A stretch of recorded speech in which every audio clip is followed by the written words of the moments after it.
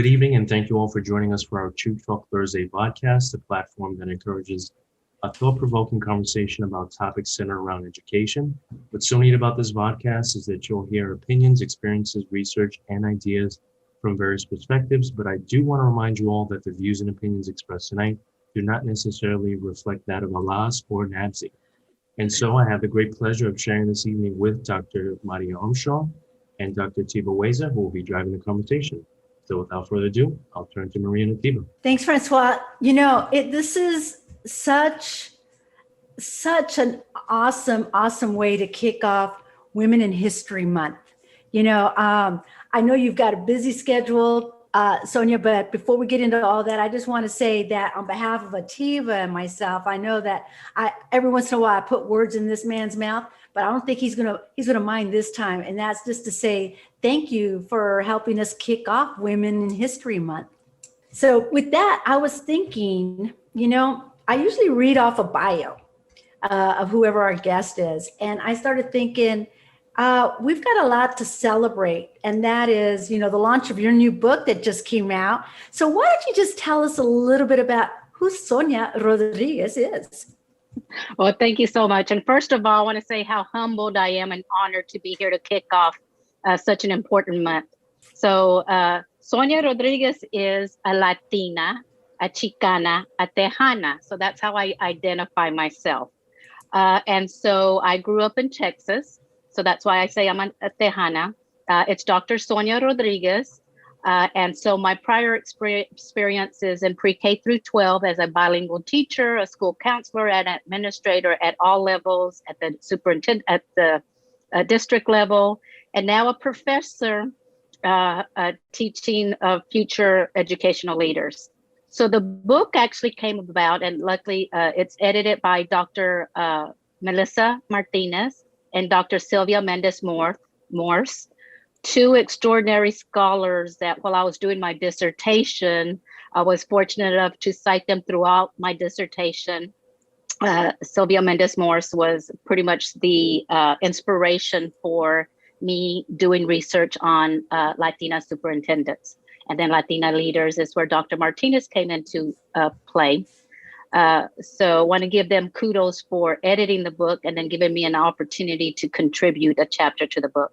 So the purpose of the book is the stories of Latina leaders in schools and the characteristics that Latina leaders bring to the table in leadership in schools. So that's I guess kind of gives you a history of what I am and why I do what I do. And you know, the title of your book, would you happen to have a copy so that we can just kind of see that book cover? Because I really like it. Yeah. So and I got my tabby on my chapter. Well, you know, when I started to look for it, because I'm on this new thing where I just love Audible. You know, I love the audiobooks because I can listen to it while I'm working out. And these days, it seems like that's really the only time I have. And I know that's a lazy excuse for cuddling up. But with your book, I was able to download it, and it came across to me like, wow, this is very reminiscent of a textbook, like a book that you would learn and use while in a course of study. And so rather than, you know, just a compilation of, like you said, the narrative or the stories. But I really wanted just to start out by saying how appreciative that you would take on such an endeavor of creating a book of this magnitude. And I really got to start out by saying, from a selfish standpoint, as I was reading, I thought, oh my gosh, like I can identify. It's almost like you were walking along with me. And some points, you know, there was so many similarities. There are some differences, of course, but there's so many similarities that it's a read that you just want to keep, you know, you just want to keep on going. So you mentioned Sylvia and Melissa, that were the inspiration and also the editors of the book. What was it that inspired you about them to want to, were you already a professor when you decided, you know what, I'm going to go ahead and do this book? Or was it kind of a a continuance from your dissertation? It was a continuation from my dissertation, and like I shared, being a professor, there's very few Latinas in the professorship. So, and then about 1%. So Sylvia, and now she's a professor emeritus. She's retired. So she's like the inspiration for those of us who are new to the professorship. Melissa, I actually was her grad student while I was doing my doctoral program. So she inspired me on that.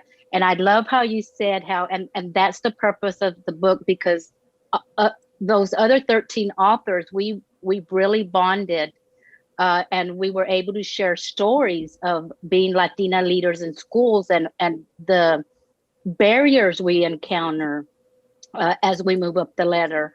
And so that's the inspiration for the book, to inspire others that, and mine is si se puede, you can do it. You know, taking a leap of faith. There's opportunities out there, especially, and for me is there's very few Latinas in the superintendent role. So the numbers that I gathered, and in Texas, there's 1,144 superintendents in the entire state of Texas. 233 of those are female, and only 14 were Latina. And you have a student enrollment population who's already a majority Hispanic. So there's a gap in representation for our kids. And so me growing up, I didn't have that mentor. I didn't have a Latina classroom teacher. I didn't have a Latina professor in my studies. And so that's, once again, brings me to how Sylvia and Melissa are you know, an inspiration for me. And so when you say it inspires you, that's the purpose of our book. We want to share our stories because our stories are so similar. So to let other Latinas know you're not alone. And then being in higher education is not much different than pre-K through 12. Like I said, I'm isolated 1% of professorship. So I'm trying to rally with other Latinas, like, okay, I don't quite fit in here. And so I'm communicating a little bit different. And so I'm having to point out the inequities that we're still instilling in how we do instruction with our students, but yet we're trying to promote equitable leadership in schools. So it's great to hear that you were inspired, because that's the purpose of the book. You said that. Go ahead, Atiba, because otherwise I'm going to sit here and just do girl talk all night. You talked about the barriers Latina administrators face. What are those barriers? And do you think those barriers are unique to you as a Latina, or other minorities face those barriers? Good question. Good question. Because there's barriers. There's the gender barrier. And on top of that, there's the ethnicity barrier. So there's two barriers. So white women have already paved the way for women of color. And it's going to be different for different groups. So we can't all be lumped together in different groups, because we all have different experiences growing up, and we all have different experiences in schools. And so what I found with the barriers, because what was revealed in my studies and my research, and it's ongoing, when Latinas are chosen to lead schools, there's very distinct patterns in which kind of school districts they are being hired to lead. And there's always also distinct patterns in the school boards that are selecting Latina leaders. So the majority of the school board members that are seeking a Latina leader are already Hispanic school board members. And then Latinas also place, what I found is you also have the self barriers, because they knew not to seek a position in a school district that wasn't going to look like them, because they knew they were going to have a challenging time being looked as the school leader. So there's these politics of fit. What does it look like to be a leader in certain communities? So the barriers do vary. So the barriers would be gender. It is a twofold, gender and ethnicity, because there's still biases as to, like I said, politics of fits, of what leadership looks like in certain communities and how you communicate. And some of the stuff that has come out is when hiring committees do not hire a Latinas, they're concerned that, well, you're only going to be working with a certain population. They don't see that they can, that their focus is in the entire community of a school. And then also the other point is, Latinos are seen as Latino leaders. We're not seen as everybody's leaders. Yeah. So we're seen as a certain group of leaders. Oftentimes, candidates opt not to apply in certain districts because they figure they wouldn't get that job, or if they get the job, they would not be perceived as the leader. Don't you think that by so doing, you are contributing to keeping that number smaller than it otherwise could have been? And that's a good question, that's a good one to pose. So part of the chapter was that I'm encouraging Latinas to, and there's that cultural congruency. So you go to the community where you're comfortable with. And then so they saw it as like, well, one comment was, I chose somewhere where they looked like me and I was going to feel comfortable. So there's that cultural congruency with Latinas and Latinos. And I say Latinas, Latinos. I don't normally use the term Latinx, so I'm still Latina, Latino. But that is something where I said it's that self barriers that we place on ourselves. And so getting out of your comfort zone to go to those other communities where, and then just to take a risk, do the risk and put your application out there and see if they'll be selected. And then it's also, the research has revealed is part of the cultural congruency is the Latino community, Latina community is we're a collective community. So the way we're brought up traditionally is that we're taught to be as a group. And so what's challenging for Latinas is we're taught to be humble and we're taught not to say all the accomplishments I have done. We are taught to say the accomplishments that I've achieved has been because we've done it. So I've done it as a group. And I'll share my personal story because it's like, it was coming out in my research. And then when I got my doctorate, and my mom's in here, it's like when I received my doctorate, I was so proud that I finally achieved my doctorate. And I was like, now I'm going to be seen as an expert in certain fields. And my mom's like, well, don't let it get to your head. So it's those resonating thoughts that we're taught, like, so remain humble, remain true to your roots.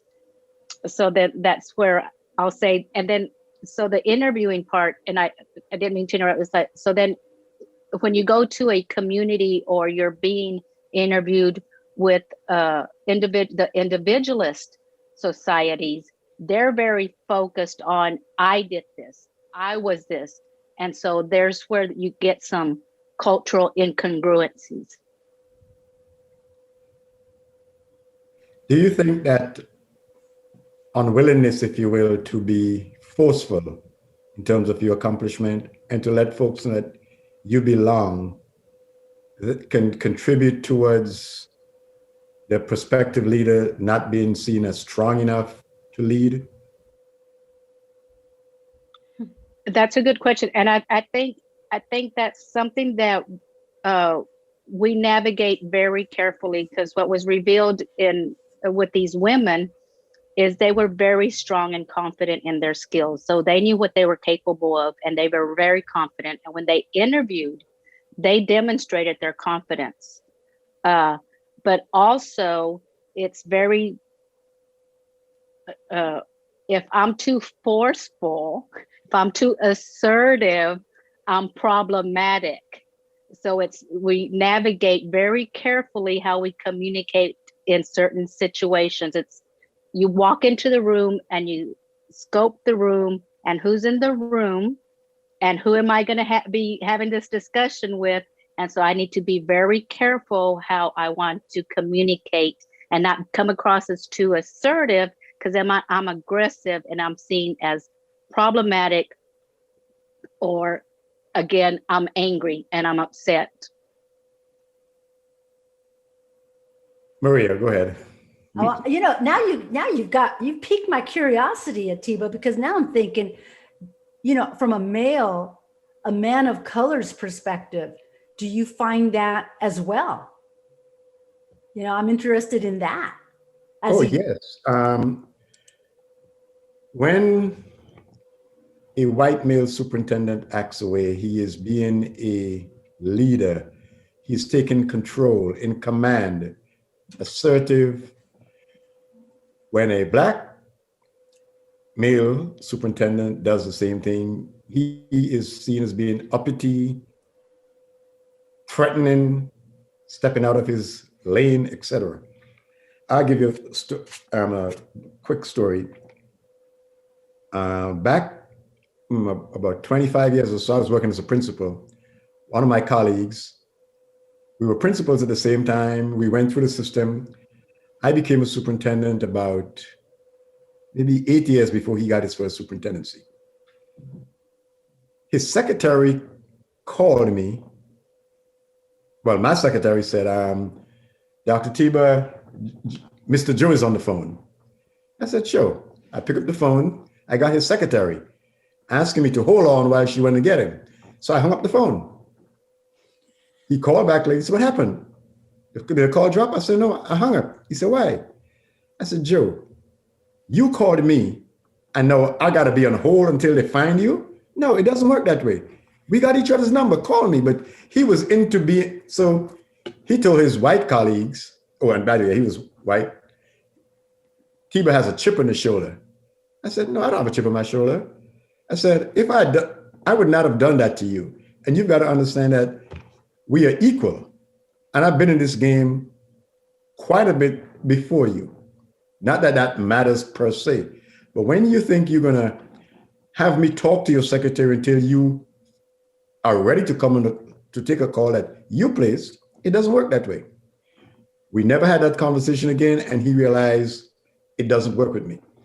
So yes, the African-American superintendent, the Latina superintendent still must thread lightly as we expected to. But there are times when we have to be assertive.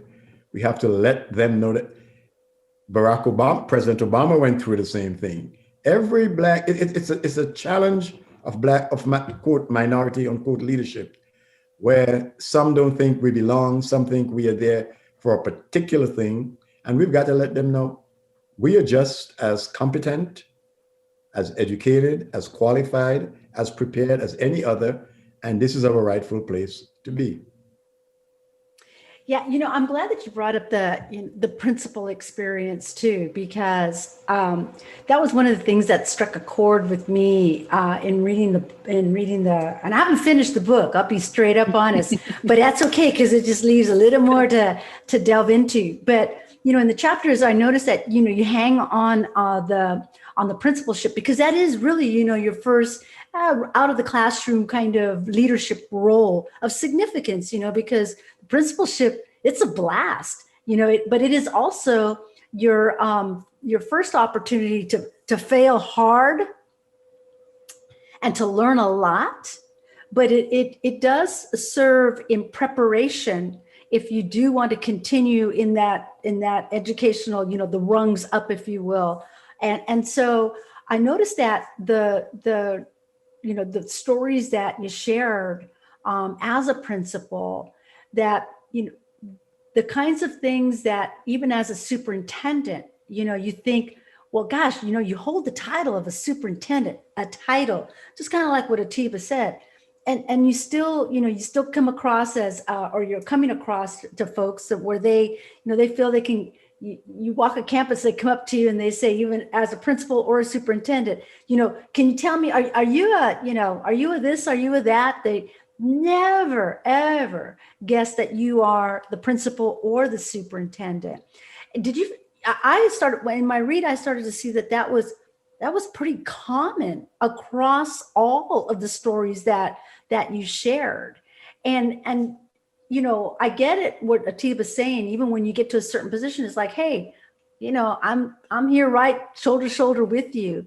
What do you think, Sonia, it's going to take for our communities because these are even in our own communities. Mhm. And we'll talk a little bit more about that. And we're talking about, the black, the white, the brown, but we're going to start talking about even within your same community, how you're perceived. But we'll talk about that, think about it, and we'll be right back. We'll take a quick break. Hey there, and don't forget, if you like what you hear and want to gain some more insight into what school districts are facing now, then tune in every Thursday at 7 p.m. or subscribe below. We thank you for joining us, and we look forward to seeing you next week. Have a great night.